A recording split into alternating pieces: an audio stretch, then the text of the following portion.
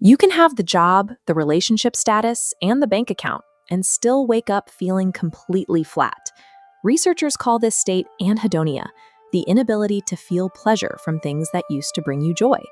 You are not exactly sad, you are just going through the motions.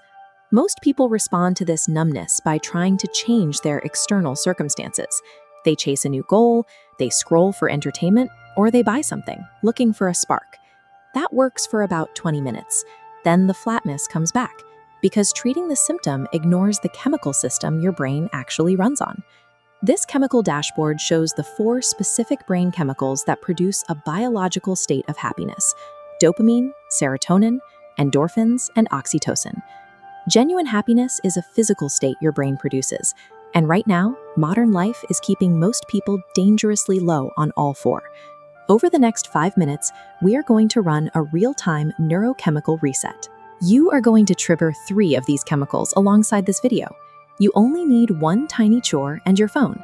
Shifting your focus toward providing your brain with specific biological inputs is a direct, replicable way to influence how you feel.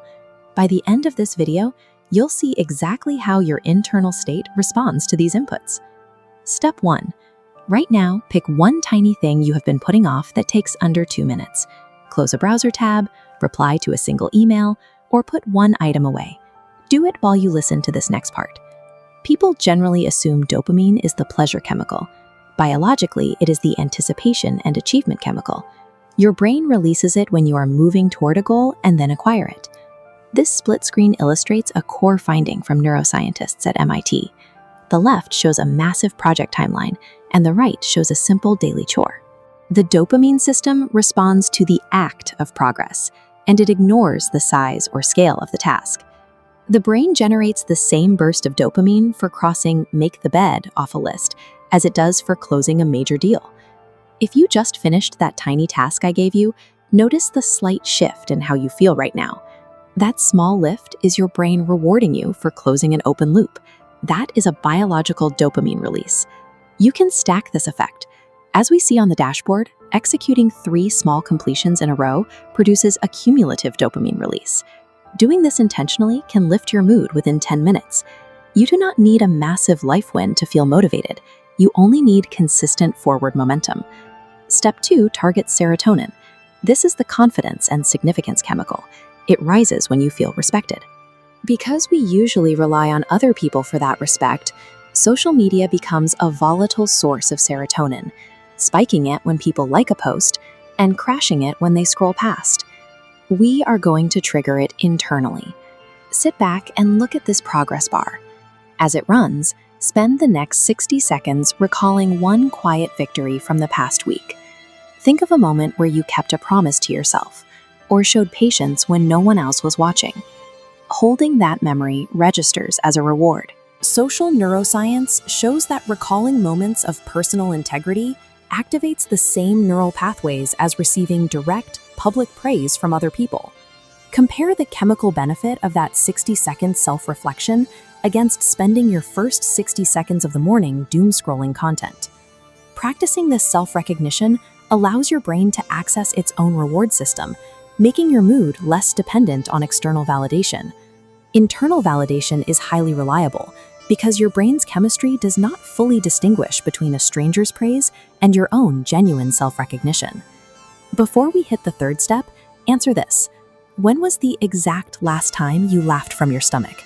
Not a polite smile, but a real laugh you couldn't control. If you struggle to remember, your endorphin system is likely low. Endorphins act as the brain's natural painkillers and euphoria producers.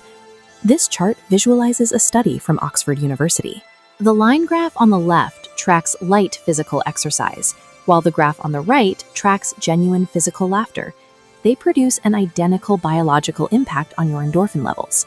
Adults often engineer play out of their daily routines in favor of efficiency. By doing that, they remove the chemical cushion that protects them from the heavy weight of daily stress. Step 3 requires your phone. Pick it up and type out a genuine, personal text message to a friend or loved one. Tell them you are thinking about them.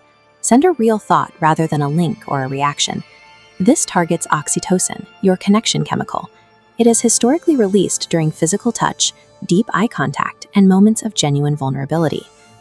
Passive consumption, spending hours scrolling through content made by strangers, mimics human connection just enough to trick your brain. But it is a simulation. This appearance of connection actually leaves you biologically lonelier. If you typed that message, hit send. Look at the dashboard. The oxytocin release happens inside you the moment you hit send, long before they reply. The act of giving itself starts the chemical flow. When they eventually reply, that feeling of connection compounds. You have completed the oxytocin bridge. In a digital world structured around passive isolation, initiating an active, personal outreach is a direct way to satisfy your brain's biological hunger for human warmth. If you followed those instructions, you have manually shifted your neurochemical baseline in under 5 minutes. Let's look at the final dashboard. You closed a loop to generate dopamine. You validated your own integrity to build serotonin. You reached out to another person to trigger oxytocin. That glowing outline around the empty endorphin meter is your next assignment. Find a reason to laugh today. Your brain is not broken. It was simply starved of the specific inputs it needs. Drop a comment below and tell me exactly which of these 3 steps felt the most effective for you today. We did this in 5 minutes, but you can influence your entire day by focusing on your first 30 minutes. Watch this next video where I break down the morning routine that determines the starting chemical baseline for everything that follows.